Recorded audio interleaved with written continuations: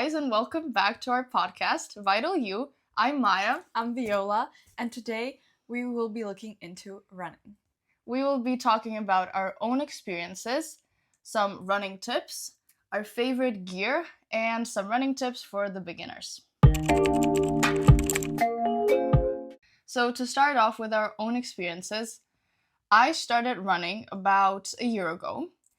I started from nothing. I knew nothing about running. I hated running. Personally, for me, whenever someone even mentioned running 1 kilometer or two, I was like, no, thank you.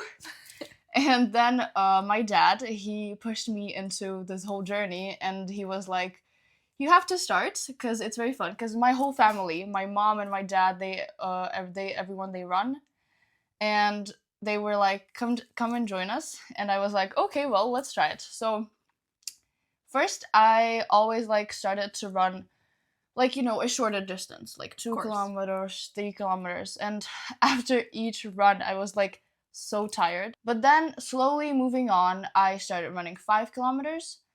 And then I gradually started building up, and my longest distance now is a half marathon, and I'm extremely proud of it.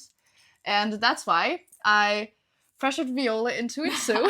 And this year we're running together, and I'm extremely excited for that because she's gonna love it. Me too. And for me, I don't know, like my family, I don't think there is a single runner in my family. I might be the only one. And I don't know, I really liked the sport, I guess. I really wanted to give it a try because my whole life I perceived running as a punishment, whether it was in PE, volleyball practice, whatever. I hated cardio in this way of running consistently 5 kilometers, 8 kilometers, whatever the distance may be. I just didn't see the point. And then I gave it a try, and of course I hated my first run. Like, it was awful. I felt like I'm gonna die after 1 kilometer. I was out of breath, my legs hurt, everything. But I decided not to quit, and then I went again and again and again, and it became easier. And then I had to take a break from running and all sport, actually. And then when I got the permission to exercise again, there was just something about running that made me want to go back, and it just gave me a feeling of freedom, and that's why I continue to run more and more. And now again, I'm in the point where I'm building up my distance for the half marathon, and my longest run to the date is 13 kilometers. I actually did that today, and I'm really proud of myself because it was really hard. It felt really hard. My legs were tired, but I pushed myself and I did it. So that's amazing. Yeah, I just want to tell you that I'm really proud of you. Thank that you. you came back to the sports and everything after your whole hard and extremely annoying journey.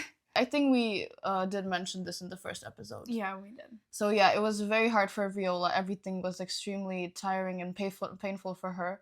So I just wanted to tell you that I'm really proud of you that you came back. Thank you. And that you have a lot of motivation now and everything is going amazing. It really makes me happy. It's all I can say, and I'm honestly very grateful for that as well, that I've maintained a good relationship with exercise. And that's actually a really good message.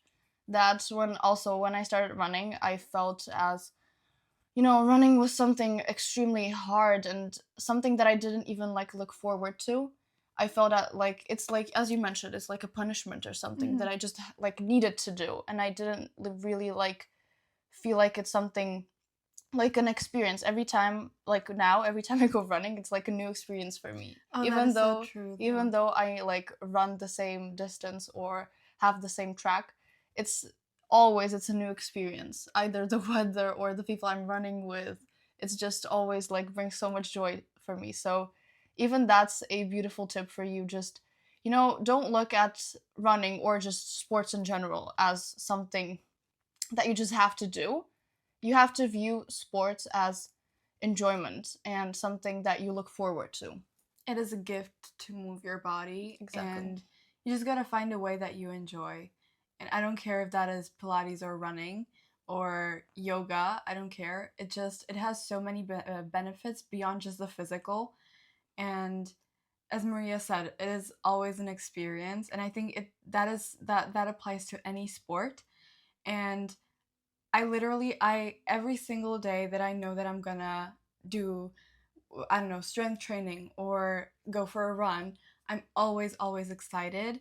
And yes, there is like some days when I feel kind of lazy or I'm tired from school, but I know that if I go and I move my body, it is going to make me feel better. And it might be hard at first, but in my opinion, it is the hardest part is to start. So just get to the gym or get on the track or whatever. And then once you start, it's just so much easier. And when you finish, then it feels like you own the world. So, moving on to our next topic, we have our favorite gear. And we would probably start off with shoes because good quality shoes are the base for all of your runs. And if you don't have a good pair of shoes, your runs are going to be painful and not attainable for the long run. So, I have the Glycerin 22s from Brooks. I actually got them like 3 months ago after running on Nikes. Like I think the model was just called Running something. And honestly, I had them for years and they were fine when I was running like 4 kilometers or something like that. I was running maybe once a week. But when I decided to sign up for the half marathon, I decided to really like invest into the shoes and I got my running technique tested and everything, and they advised me to buy these Brooks shoes, and I love them. I feel like they really protect my knees well from the impact, and I also feel like they kind of support every step, and it just feels a lot easier running longer distances in them, as well as my intervals. And yeah. I just wanted to point out that when you're buying running shoes, don't only look at the brand because personally for me, when I was starting with running, I was really affected by all of the brands. And as Viola, I also had Nike shoes. And personally for me, they were pretty good, but not the best shoes. So that's why I wouldn't advise buying shoes because of a certain brand, but actually getting your just like running style tested, Mm-hmm. and then personally focusing on your style of run and buying your shoes for you. So I have Hoka's. I'm not sure which model it is, but for me they're amazing. They help me. They also protect my knees and they just help me to run faster. So yeah, so my advice is definitely not to look at the brand and really just trying to buy the best shoes for you personally. I would also like to point out that it is very important what you are buying those shoes for, and your trails and everything, because all this impacts the model you should buy. So if you mainly run, let's say, in the forest on like a very dirty track that is uneven, a different type of shoe is going to be suitable for your runs than in contrast if you run in a city, for example, because the road is more even there, and it is just very different for the body. Therefore, you have to adjust your shoes to that. So, just to quickly touch upon the topic of clothes, I would personally really recommend for you guys to have a lot of clothes available because when you run at least 3 to 4 times a week, you have to wash all of your clothes and then just, everything is in the washing machine and you have nothing available. Well, at least that is happening for me. So, definitely have more clothes available and a larger variety of clothes. For example, shorts with pockets, shorts without of pockets, leggings with pockets, leggings without of pockets, shirts with long sleeve, short sleeve, a jacket, training jacket, everything, all of that. And just to recommend for you some of the clothes, you probably know them from Renee. She is known for her running content on TikTok, and she has those shorts from Nike. They're called Aero Swift, and I have a pair of them, and they are really amazing because they give you a free range of motion, and you just don't sweat at all in them, and they're just amazing for the summer. I have heard of the Lululemon free and fit leggings or something like that, I think they're called. And I've heard that they really like stay, the waist stays really up, but they don't feel too tight. For example, it doesn't restrain you from breathing deeply or anything like that, but they don't, the waistband is just tight enough to hold in place, and you don't have to like stop all the time and pull your leggings up, so it's not annoying at all. And I think they also make a version with a back pocket, which can be very convenient for putting your phone in there or putting some energy gels or something like that in the pocket. And then if you're pushing longer distances and you want to bring quite a lot of fuel with you, so it's maybe not just one energy gel, but you also want to bring maybe some water or something like that, or you're running in the mountains, I don't know what your case is, then a running vest could be a good investment. I've seen a lot of people running with the Salomon running vest, and they have a couple of colors available, and it looks really good. And it's pretty small, pretty compact, so I would recommend that as well. Yeah, I just wanted to add overall, just investing in running clothes and just running gear is really important because I know it seems as something just not that important because you can run in whatever you just have available at home. But of course, that works.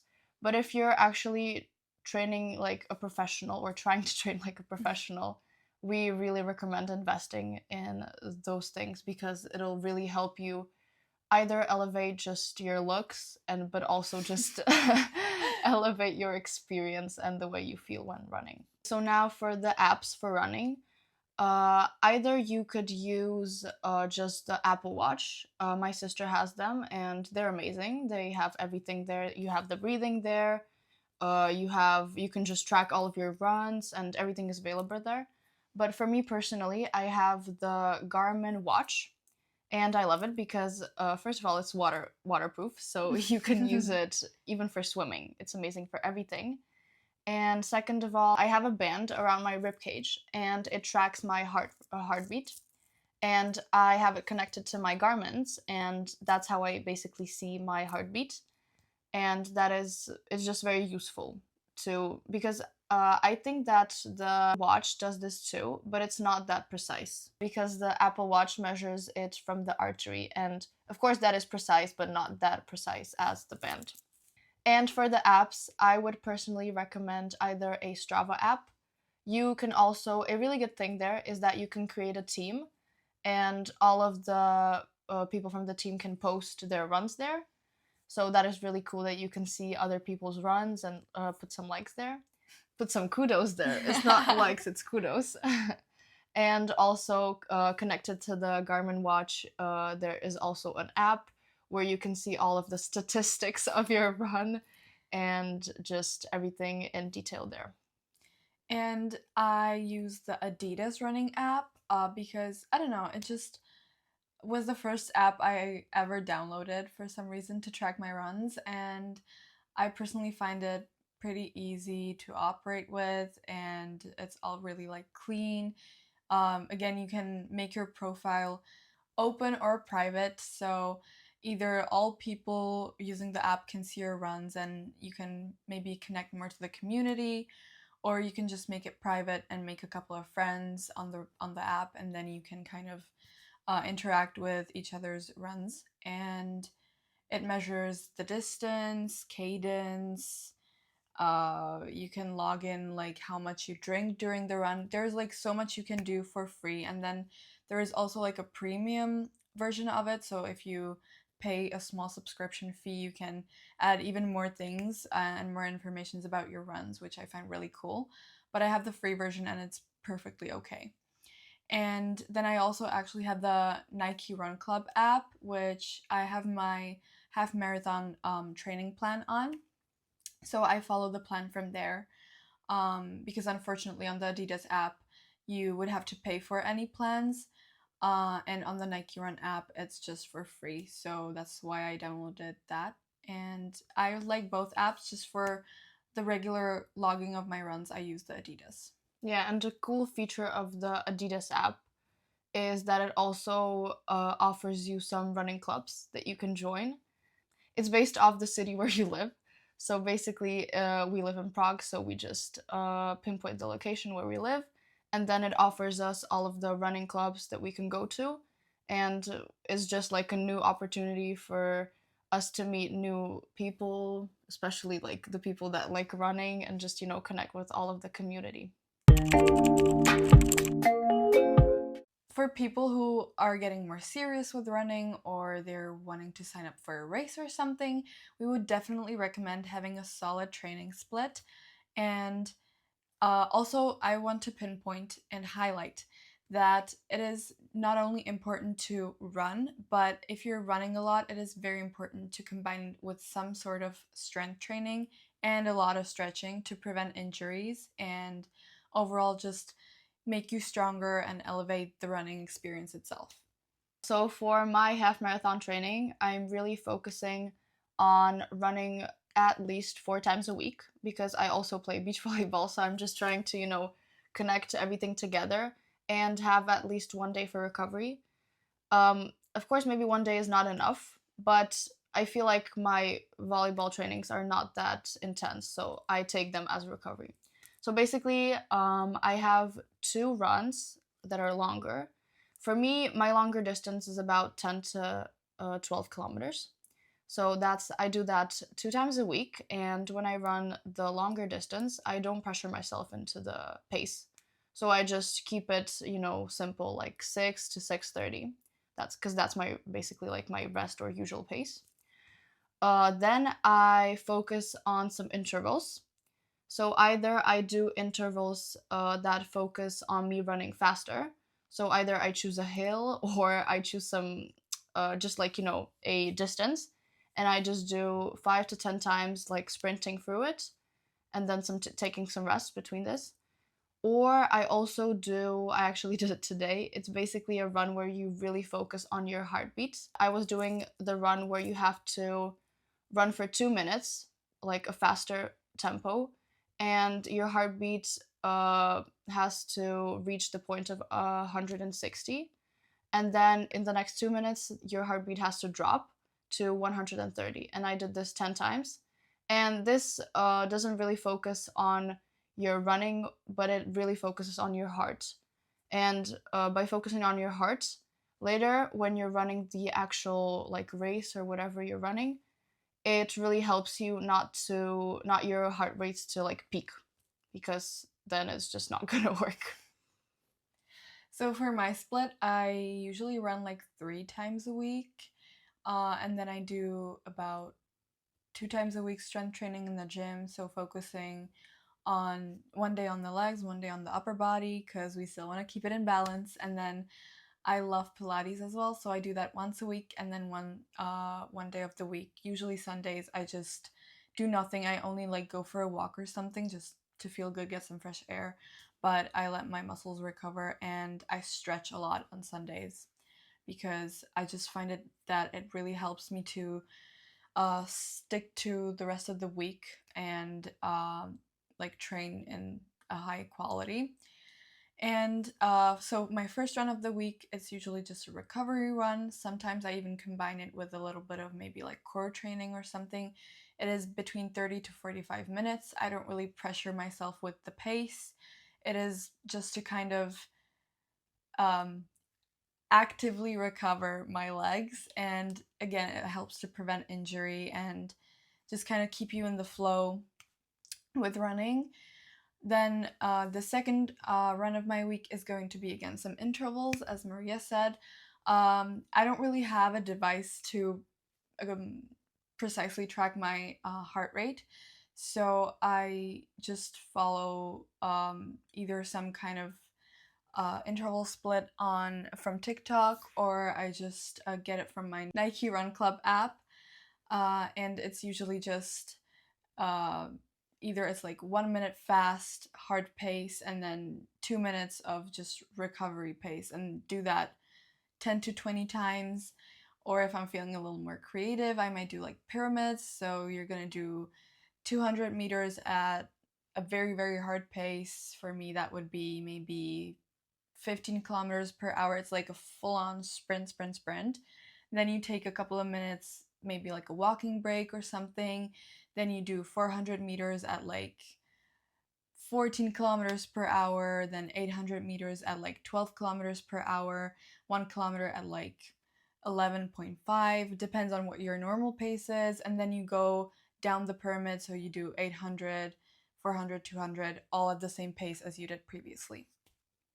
And those always kill me. Those are very hard, but I feel like they really build up your lactate tolerance and just um, help you get used to running on tired legs, especially in those recovery periods between the actual interval. And then my last run will usually be a long run. I do a long run almost every single week, and if I don't, I just sub it for another interval session. And my long runs, I usually just push them like 2 kilometers every week. So today I did a 13-kilometer one, and next week I'm doing 15 kilometers. So I'm excited, but I'm kind of scared. And yeah, as Maria said, I don't pressure myself into the pace. I just like let my body do its thing.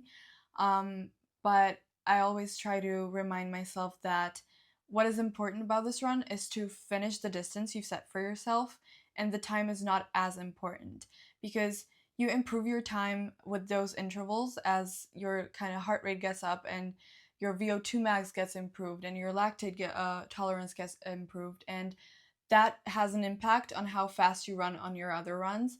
But during your long run, just really focus on sticking to a somewhat similar pace for every single kilometer of the run and finishing it. So basically, just to sum up, really try focusing on warm up and recovery because that's the base of you achieving something. If you're training for a race or something in this type, try to run 3 to 4 times a week, and then also focus on strength training as that will really help you to prevent any injuries and just see and have better achievements. So to give you some running tips, our first and main tip if you're a beginner in running is to start slow and not pressure yourself into just those huge goals that are basically unachievable in the beginning. We all know that I'm sorry to like say this, but they are unachievable at the beginning because especially with running, it is not that much about your body, but it's mentally. So you first of all you just have to overcome your thoughts and everything what is there in your mind, just all of the negativity about running, and then you're actually going to see some results. So don't be scared and pressured by all the people out there because especially now with all of the social media and us seeing other people do the things that we want to do or we're just starting with it, we tend to be really affected by it. So maybe try following some creators that are also beginners in this, and maybe they'll boost you and give you some motivation. And to add, when you're going for runs, just actually globally, like even if you're a beginner or you are like for us, like we're actually like we know what running is and we're doing it for a while now, don't be scared to walk because I even saw like a training split that involved walking in it because walking isn't going to harm you anyway. Just listen to your body, and if your body is telling to you to just stop, then just take a walk, take a rest, and then come back to it even stronger. I also want to add that I hate the people that say that if you walk in during your run, like it doesn't count. That is so wrong. So even as I said, I couldn't run 2 kilometers all together, and I had to take breaks in between.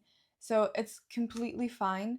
And uh, even if you're like a total beginner to any form of higher intensity cardio, you can start with just fully going on walks. And then during those walks, if your body feels good, you can start incorporating a little bit of jogging in between.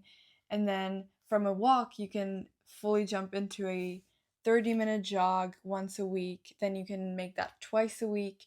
Then you can bump your pace up a little bit into a full run and slowly build up your intensity like that. But I would really like to remind you that even if you're a more of a pro runner, or maybe you're into running for a couple of years now or something, that doesn't mean you're going to be running 6 times a week. No, no, no, no, no. That is not how your body works. You still have to, as I said, combine it with the strength training, and you can't like run every single day and then do a strength training class afterwards. That is also a lot of stress on your body, and for most people that is just going to make them more prone to injuries. That is actually going to be very much counterproductive. But maybe maximum could be like 4 times a week for running, unless you're like a Division 1 athlete under professional supervision. You shouldn't be running probably more than 4 times a week, because it will be just too much stress on the body, and it will probably make you discouraged and unmotivated pretty fast. So just keep that in mind. So, another tip is to really focus on your form of running. Don't try to push yourself to some unachievable speeds at the beginning, and really just take it slow. Really pay attention to your form rather than to paying attention to your time and the distance, because this will slowly come up to you, and after a period of time, you'll see actually some progress.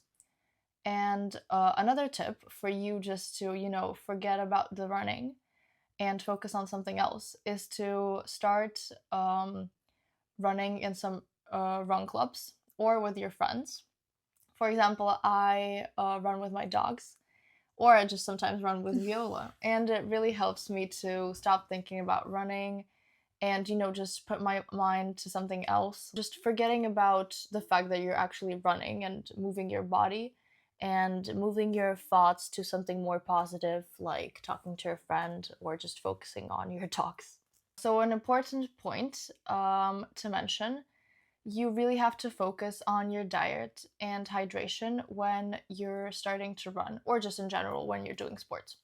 So to focus on hydration, um, try mainly focusing on taking some magnesium. So either drinking water with magnesium or drinking water with some lemon and some salt. This will really just help your muscles to perform better. And do this before runs, after runs, throughout the whole week. It'll just help your body in general with training and recovery. And then diet is a very much of a big topic, especially when it comes to sports nutrition. And for runners as well, it is very, very important to stay on top of your diet, because with running, you obviously burn all these calories. And if you don't nourish your body properly, then at first it might feel okay, but in the long run, you will feel deprived, exhausted, you will lose muscle, and you will absolutely hate running because your body is going to be running on an empty tank. So you really want to pay attention to this.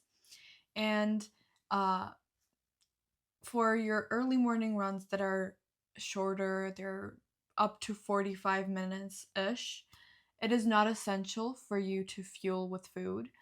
Just make sure you obviously drink plenty of water before and after, and that you refuel with a proper meal with balance of protein, fat, and carbs after the run. And especially if you're a person like me, you can't really stomach food early in the morning before the run, and you just don't really have an appetite, or you just prefer running with on an empty stomach. It is perfectly fine unless it's a longer distance. If you really hate chewing food in the morning, like 6 a.m., you want to go on your run, but you don't really want to eat any food, maybe try drinking like a glass of orange juice or any type of fruit juice. It doesn't really matter. And in that one glass, you already have like 30 grams of carbs ish. So that will provide a solid base for fuel for your run. For longer distances, how your body works is basically that um, your body stores glycogen in its muscles, and it is always ready for you to use up. And it's an evolutionary thing, because our ancestors, when they quickly had to, for example, run away from a bear or another threat, they had to have available energy that is immediately prepared for digestion and to release that energy in your body. So that is why glycogen was being used up by the body, and that stayed throughout the whole evolution. And that is why we still operate on the system. And you have approximately about just about enough glycogen for 40 to 50 minutes of more intense sport activity. And when you run out of these stores, when everything from those muscles is burned out, you start to feel kind of fatigued, lower energy. You start to probably hate your run because your legs are gonna hurt. You're just not gonna have that feeling of being fresh and energized. And if you eat before your run, something that is rich in carbohydrates, because carbohydrates digest quickly, that is very important. Just don't pressure yourself to eat any fats or proteins before your runs, because then the whole fueling thing won't really work. So when those 45 minutes are up, everything from your glycogen stores is burned off. The food that you ate pre-run is going to be digested at that point. So it is ready for you to replenish those muscles and be used as fuel for the rest of your run.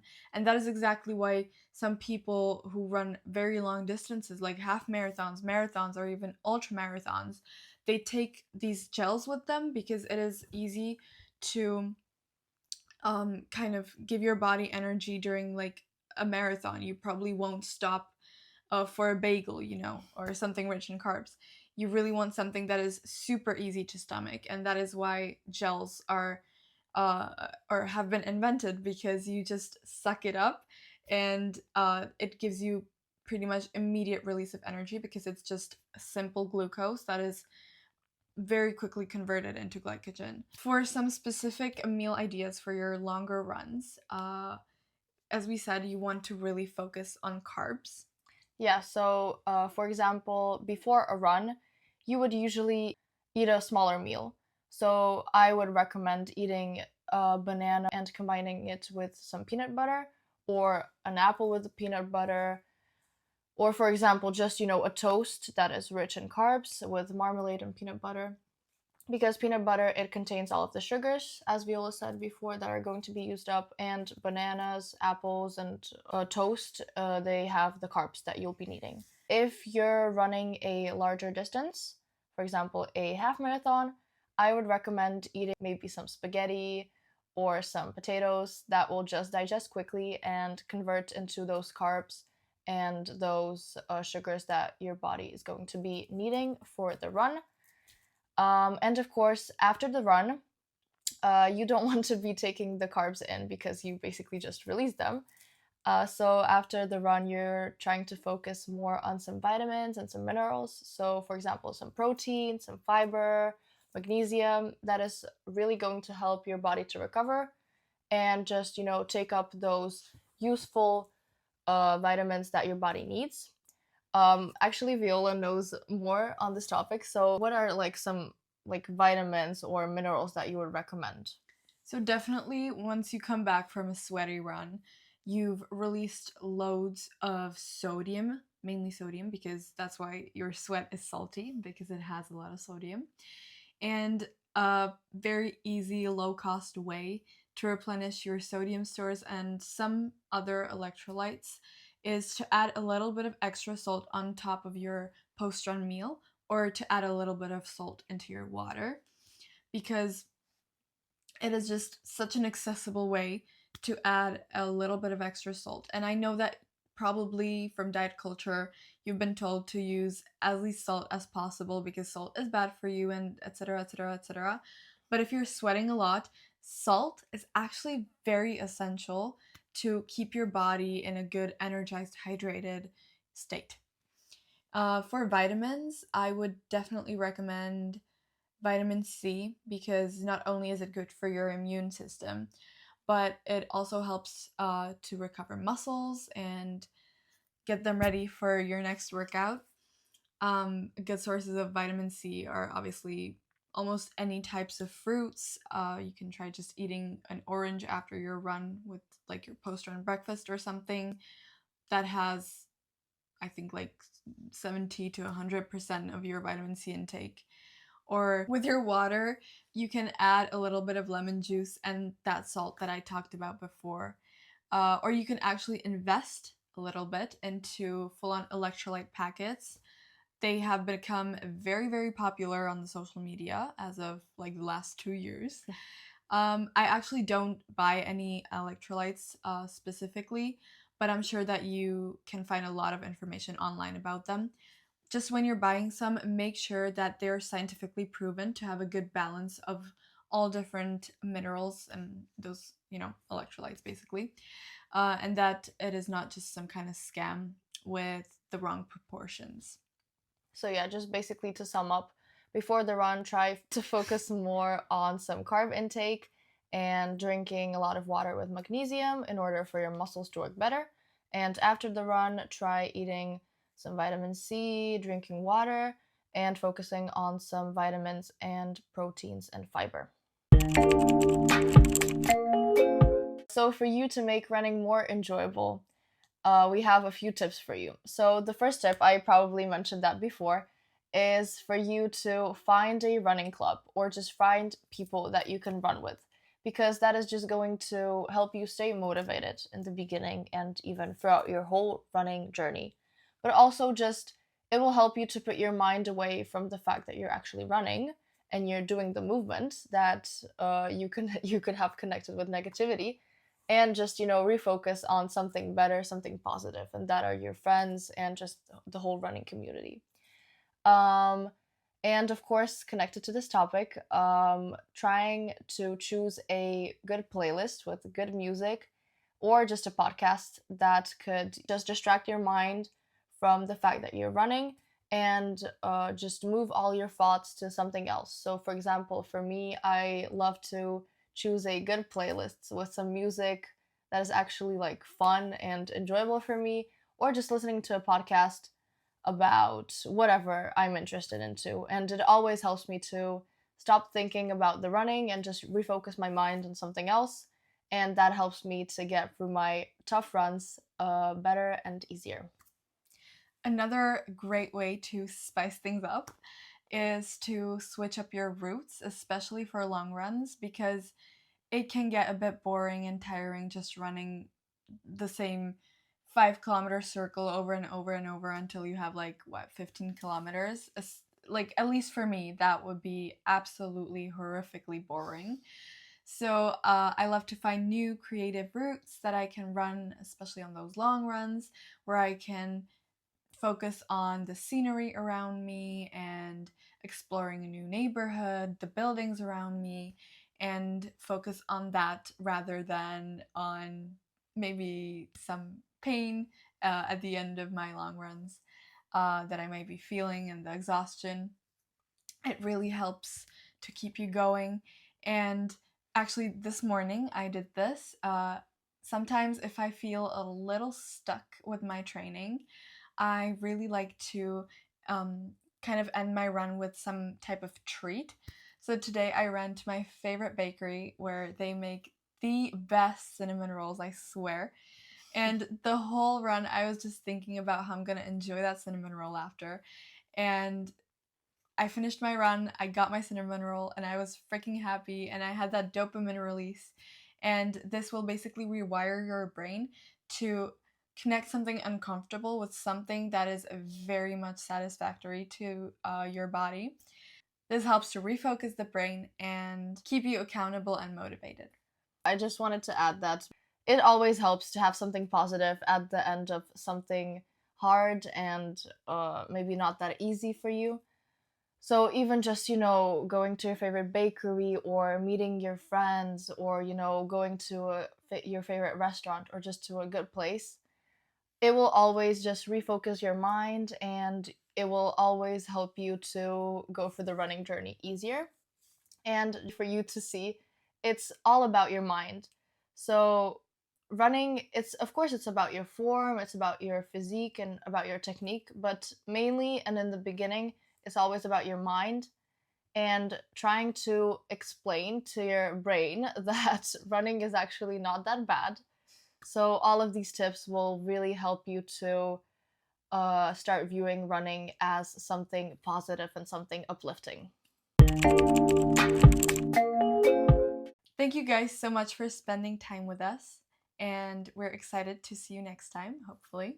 And until the next episode, we really encourage you to at least make the first step towards your running journey or your training journey, because it really is worth it. Every second of it is worth it. We, as like not professional runners, but runners that know what running is about and what it takes to start running, really recommend you this, because even if it seems hard and just, it's pushing you away from running, everything in the end turns out to be amazing and totally worth it. So we really urge you to make that first step, and you're just gonna see that it's amazing. Thank you so much for watching, and stay tuned for our next episode.